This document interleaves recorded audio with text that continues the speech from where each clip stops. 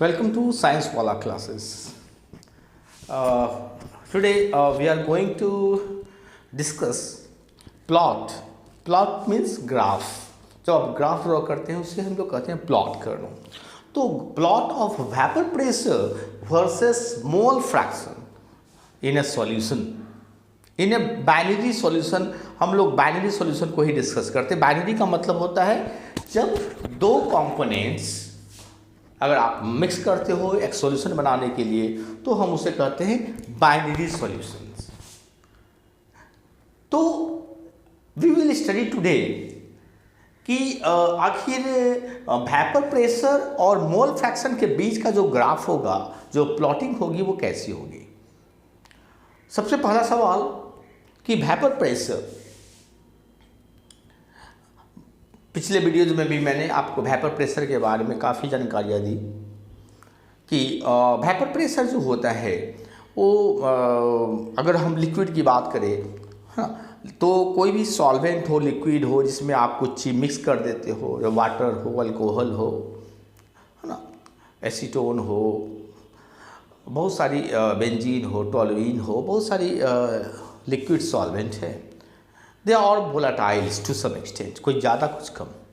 तो अगर आप दो तरह के कंपोनेंट्स ले रहे हो, दो तरह के लिक्विड्स ले रहे हो फॉर एग्जांपल, है ना, और दोनों टू सम एक्सटेंट वोलाटाइल है और दोनों लिक्विड का नाम आपने ए और बी रखा है. फॉर एग्जांपल हम बाइनरी सॉल्यूशन की बात कर रहे हैं, हम दो तरह के लिक्विड्स को मिक्स करके स्टडी करेंगे.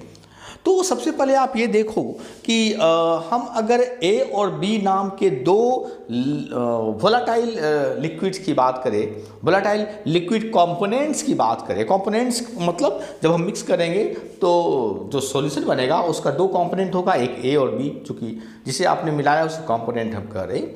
तो अगर हम सिर्फ ए लिक्विड ले एक वेसल में, और ए लिक्विड कितने नंबर ऑफ मोल्स लिया आपने, n number of moles of liquid A लिया आपने, तो जो वेपर यहाँ पे जमा होगा लिक्विड के ऊपर बंद कंटेनर में, उसका प्रेशर PA0 कहते हैं. ये पहले भी मैंने डिस्कस किया है वीडियो में. और अगर बी को अकेले ही एक वेसल में रख दिया और बी का कितना मोल्स लिया, नंबर ऑफ मोल्स NB लिया, तो जो वेपर प्रेशर डेवलप होता है खाली स्थान में वो PV0 हुआ. मतलब अकेले का वेपर प्रेशर PA0 PV0.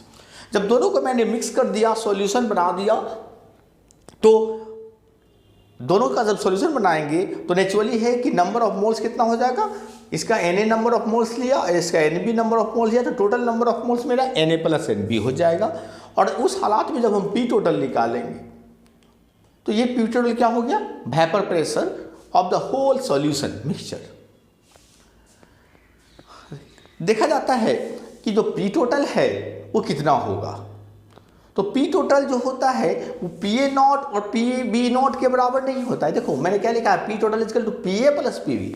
अकेले में इसका प्रेशर PA0 था, PB0 था, लेकिन जब दोनों को मिक्स कर दिया, सॉल्यूशन बना दिया, तो जो टोटल वेपर प्रेशर बनेगा वो PA0 PB0 नहीं रहेगा, वो हो जाएगा PA + PB. और PA PB क्या है, तो PA और PB इसे कहते हैं partial vapour pressure of A and B. PA is the partial vapour pressure of A, PB is the partial vapour pressure of B. लेकिन मैंने PA0 PB0 नहीं लिखा, देखो दोनों को ऐड किया लेकिन टोटल प्रेशर PA और PB लिखा. आखिर PA और PA0 में क्या रिलेशन है, PB और PB0 में क्या रिलेशन है, ये आपको समझनी है. रॉल्स ने यही समझाया. आपने रॉल्स लॉ देखा है, पिछले वीडियो में आपने रॉल्स लॉ देखा होगा. तो आप देखो कि रॉल्ट ने कहा, according to Raoult's law, PA जो होती है, जो पार्शियल प्रेशर ऑफ A होती है, वो PA0 multiplied by XA, that is the mole fraction of A. A का मोल फ्रैक्शन XA. A का मोल फ्रैक्शन कैसे निकालते हैं, तो number of moles of A जो मैंने लिया था, इसको डिवाइड कर देंगे total number of moles, that is Na + NB से डिवाइड कर देंगे. तो नेचुरली है कि ये जो मोल फ्रैक्शन है A होगा वो 1 से कम होगा. इसका मतलब होगा XA जो होता है मोल फ्रैक्शन ऑफ A, और उसी तरह से mole fraction of B, PB is equal to partial pressure of B is equal to PV0 into XB. XB क्या है? मोल फ्रैक्शन ऑफ B, मतलब number of moles of B divided by total number of moles Na plus Nb। और जब दोनों को हम add करते हैं XA और XB, नंबर ऑफ मोल्स या मोल fraction of A mole fraction of B, तो 1 आता है। इसका मतलब है कि इंडिविजुअली अगर अकेले XA की वैल्यू देखी जाए तो हमेशा वो 1 से कम होगा, XB का वैल्यू 1 से कम होगा। इसका मतलब ये हुआ कि अगर PA0 को ऐसे नंबर जो XA है जो 1 से कम है उससे मल्टीप्लाई करेंगे तो PA हमेशा PA0 से कम ही होगा। उसी प्रकार XB का भी वैल्यू 1 से कम होगा, क्योंकि XA और XB को जोड़ करके 1 आता है। तो नेचुरली इंडिविजुअली XA का वैल्यू, इंडिविजुअली XB का वैल्यू हमेशा 1 से कम होगा। और जब भी किसी संख्या को 1 से कम से मल्टीप्लाई करते हैं तो उसकी वैल्यू कम हो जाती है ओरिजिनल वैल्यू से। इट मीन्स दैट हमारा PA जो है partial pressure of A PA0 से हमेशा कम होगा, और PB partial pressure of B PB0 से हमेशा कम होगा। और इस प्रकार जब P टोटल निकालेंगे तो PA प्लस PB हमेशा partial pressure of A and partial pressure of P original जो है ये जो PA0 P0 से कम होगा, क्योंकि दोनों रेड्यूस प्रेशर्स हो जाती है। और ये क्यों घटती है मैंने आपको पहले ही बताया है पिछले वीडियो में, क्योंकि सरफेस पे दोनों मॉलिक्यूल का कंपोनेंट, दोनों कंपोनेंट का मॉलिक्यूल सरफेस पे आ जाता है। और दोनों मॉलिक्यूल को जो सरफेस पे जो एरिया मिलती है वो बढ़ जाती है ना। अभी अकेले ए का ही मॉलिक्यूल पूरा सरफेस पे भरा पड़ा है, तो ए के मॉलिक्यूल को ज़्यादा अपॉर्चुनिटी है सरफेस को छोड़ने का, इसलिए वेपर प्रेशर ए का ज़्यादा बना। यहाँ पर भी सिर्फ बी जब अकेले होगा तो बी का ही खाली मॉलिक्यूल्स आपको मिलेगा, जिससे बी के मॉलिक्यूल को ज़्यादा अपॉर्चुनिटी मिला सरफेस को छोड़ने के लिए। लेकिन जब दोनों को मिक्स करते हैं तो सरफेस पर ए का भी मॉलिक्यूल से बी का भी मॉलिक्यूल से, तो ए अकेले को सरफेस एरिया का कुछ ही भाग मिलता है। नेचुरली है कि वो ए के कुछ ही मॉलिक्यूल्स को सरफेस के एरिया को छोड़ने का मौका मिलेगा, सो ए का जो वेपर प्रेशर होगा वो कम हो जाएगा। उसी प्रकार बी को भी सरफेस एरिया का कुछ ही भाग मिलता है, क्योंकि ए और बी को मिला करके दोनों को सरफेस एरिया जो है दोनों में बढ़ जाती है। तो बी के मॉलिक्यूल्स को कम सरफेस एरिया मिलेगा, इसलिए बी का भी वेपर प्रेशर कम हो जाता है। तो this is the reason why vapour pressure decreases, है ना, well it is in the form of solutions. अब हम लोग एक्चुअली में ग्राफ की बात कर रहे हैं, तो ग्राफ के लिए ये टॉपिक समझनी बहुत ज़रूरी थी। अब हम देखो, हम सबसे पहले इस ग्राफ को देखेंगे। ये देखो मैंने ग्राफ क्या किया है, एक्स एक्सिस पे हमने मोल फ्रैक्शन लिया है और वाई एक्सिस पे वेपर प्रेशर लिया है। देखो ये जो दो इक्वेशंस मैंने लिखा है यहाँ पे, पी टोटल, ये रॉल्स लॉ के अनुसार ये फॉर्मूला प्रूव भी किया है।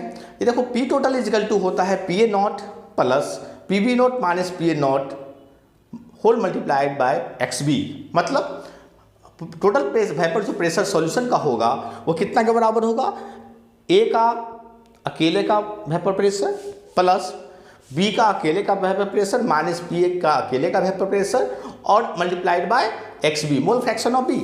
तो पी टोटल हमेशा एक ही कंपोनेंट के मोल फ्रैक्शन पे डिपेंड करता है, पी टोटल XB पे डिपेंड करता है। उसी प्रकार अगर हम दूसरे फॉर्म में लिखें तो यहाँ पर P total equal to PB0 plus PA0 minus PB0 multiplied by XA।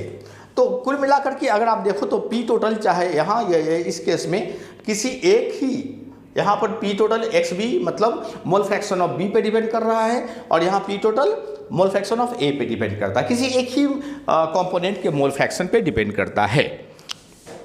तो इस इक्वेशन को अगर लिया जाए पी टोटल, तो पी टोटल मतलब total vapour pressure of A solution versus mole fraction. तो मैंने यहाँ पर क्या किया, इस इक्वेशन को इस्तेमाल किया है। ये देखो लिखा मैंने P total equal to PA0 plus PB0 minus PA0 equal to XB, यही इक्वेशन को मैंने इस्तेमाल किया है ग्राफ प्लॉट करने के लिए। तो अगर इस इक्वेशन को आप देखोगे तो सबसे पहले एक्स एक्सिस पे मैंने मोल फ्रैक्शन लिखा है, मोल फ्रैक्शन, और बाई एक्सिस पे मैंने वेपर प्रेशर मतलब ये P total total vapour pressure को इस्तेमाल किया है।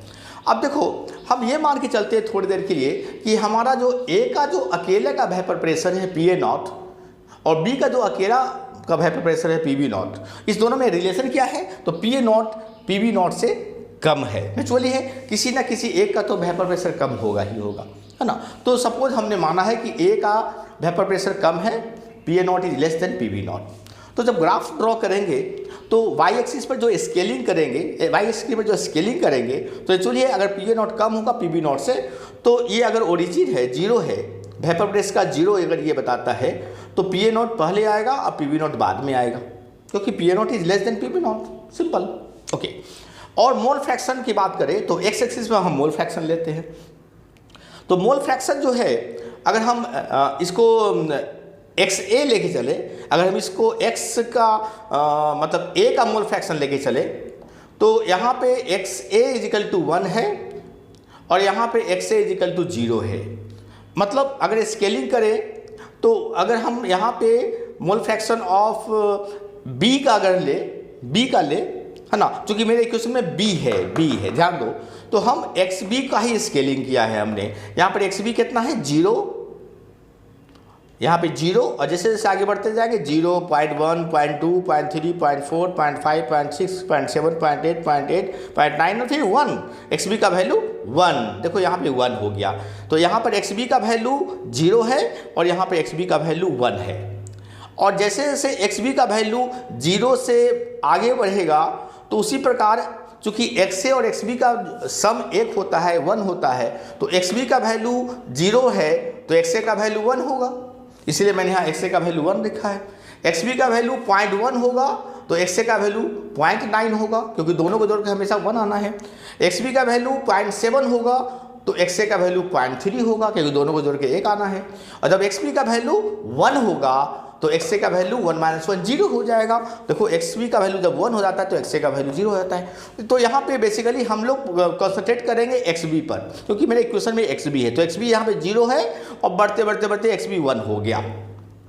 और उसी के कॉरस्पॉन्डिंग XA का भी वैल्यू हम मतलब हम निकाल सकते हैं। अगर XB 0 है तो यहाँ पर XA 1 होगा, नेचुरली XB अगर 1 है तो यहाँ XA 0 होगा। चलो, तो एक ही स्केल दोनों के लिए इस्तेमाल हम कर रहे हैं यहाँ पे। अब ध्यान से देखना कि अगर थोड़ी देर के लिए XB जो है 0 है, अगर XB 0 है यहाँ पे, तो यहाँ पर 0 रखोगे तो ये पूरा 0 हो जाएगा, तो बचेगा P टोटल इसका तो PA0। तो हम देखो यहाँ ग्राफ जो है वो यहाँ पर डॉट बना PA0। फिर जैसे जैसे आप XB का वैल्यू बढ़ाओगे, फाइनली XB का वैल्यू 1 हो जाएगा। जब यहाँ पर 1 पुट करोगे तो 1 यहाँ पर मल्टीप्लाई करोगे तो PB ये हो जाएगा 1 इंटू इतना, तो ये यही रह जाएगा PB0 minus PA0 plus PA0 minus PA0 cancel हो जाएगा तो बचेगा PB0, मतलब P टोटल PB0 हो जाएगा। देखो P टोटल जो है वो PB0 को रिप्रेजेंट कर रहा है। तो जैसे जैसे XB का वैल्यू बढ़ेगा, अब XB का वैल्यू 1 हो जाएगा तो P टोटल मेरा PB0 हो जाएगा। इस लाइन को ज्वाइन किया तो ये मेरा बन गया plot of total vapour pressure और मोल फ्रैक्शन। तो ये this is the straight line graph between vapour pressure and mole fraction of A solution. ये सॉल्यूशन के लिए है। लेकिन अगर हम सिर्फ कंपोनेंट की बात करें कि कंपोनेंट का इंडिविजुअल प्रेशर कैसे वैरी किया, तो कंपोनेंट का इंडिविजुअल प्रेशर का फॉर्मूला है PA equal to PA0 into XA, the mole fraction of A। तो इसी स्केल पे अगर हम सिर्फ सिंगल कंपोनेंट A का ग्राफ ड्रॉ करें वेपर प्रेशर के लिए, तो A के लिए, सिर्फ A के लिए है, A का वेपर प्रेशर, A का मोल फ्रैक्शन। देखो ध्यान से देखो, जब A का मोल फ्रैक्शन XA 1 होता है, मतलब पूरा का पूरा सिर्फ A होता है, XA 1 तब होता है जब XB 0 है, मतलब B है ही नहीं। ध्यान से देखो, जब B है ही नहीं, जब B नहीं रहेगा तो A अकेले रहेगा, तो वेपर प्रेशर कितना होगा, PA0 होगा, तो यहाँ पर PA0 लिखा है। फिर जैसे जैसे आपका मोल फ्रैक्शन A का घटेगा, पहले 1 था तो मैक्सिमम वेपर प्रेशर PA0 होता है। जैसे जैसे B की क्वांटिटी बढ़ेगी तो XA का क्वांटिटी घटेगा, XA का मोल फ्रैक्शन घटेगा और XB का बढ़ेगा। बढ़ते बढ़ते बढ़ते जब पूरा का पूरा XB 1 हो जाएगा, तो XB 1 कब होगा, जब पूरा का पूरा इसमें B आ गया, अब A नहीं रहा, B आ गया अब A नहीं रहा, तो XB 1 XA 0। तो उस केस में वेपर प्रेशर ऑफ सिर्फ A जो होगा PA कितना हो जाएगा, PA 0 हो जाएगा, क्योंकि A तो है ही नहीं, A का वेपर प्रेशर 0 हो जाएगा। तो यहाँ पे मैंने PA0 और यहाँ पे मैंने 0 से मिला दिया, तो ये वेपर प्रेशर होता है। देखो अगर XA का वैल्यू 1 है तो P A equal to P A not into 1 रहेगा, मतलब यहाँ होगा। x का वैल्यू 0.1 है तो ये घटेगा, x का वैल्यू घटते घटते घटते जब 0 हो जाएगा तो ये पी ए का वैल्यू 0 हो जाएगा। तो ये ग्राफ रिप्रेजेंट करता है partial pressure of A component only. तो ये वेपर प्रेशर अकेले ए का अगर आप उसका ड्रॉ करें वर्सेस मोल फ्रैक्शन का ग्राफ तो ऐसा बनेगा। उसी तरीके से अगर सिर्फ बी कंपोनेंट का ग्राफ ड्रॉ करते हैं, बी कंपोनेंट का वेपर प्रेशर कैसे वैरी करता है as per the mole fraction, तो देखो ध्यान से देखो, जब एक्स बी 0 होता है, यहाँ इसके लिए मैंने इस चीज़ को इस्तेमाल किया है, P B equal to P B not into X B, P B equal to P B not into X B. तो एक्स बी मतलब मोल फ्रैक्शन ऑफ बी, तो एक्स बी अगर 0 है तो ये पूरा का पूरा 0 हो जाएगा, तो पी 0 हो जाएगा। देखो ये वेपर प्रेशर का स्केल है, यहाँ पे पी 0 है। फिर जैसे जैसे एक्स बी का वैल्यू बढ़ेगा, पी बी का वैल्यू बढ़ेगा, वेपर प्रेशर बढ़ रही है, देखो वेपर प्रेशर का बढ़ रही है। और जब एक्स बी का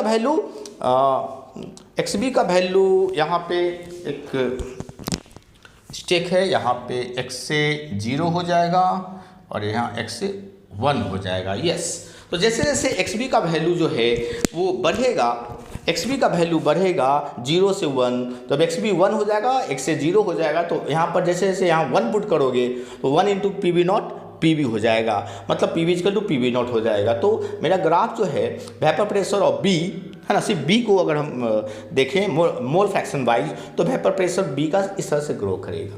तो ये इंडिविजुअल कंपोनेंट का वेपर प्रेशर का ग्राफ हुआ मोल फ्रैक्शन वाइज, और ये टोटल सॉल्यूशन का ग्राफ हुआ। किस तरह के टोटल सॉल्यूशन का वेपर प्रेशर मोल फ्रैक्शन के अनुसार वैरी करता है।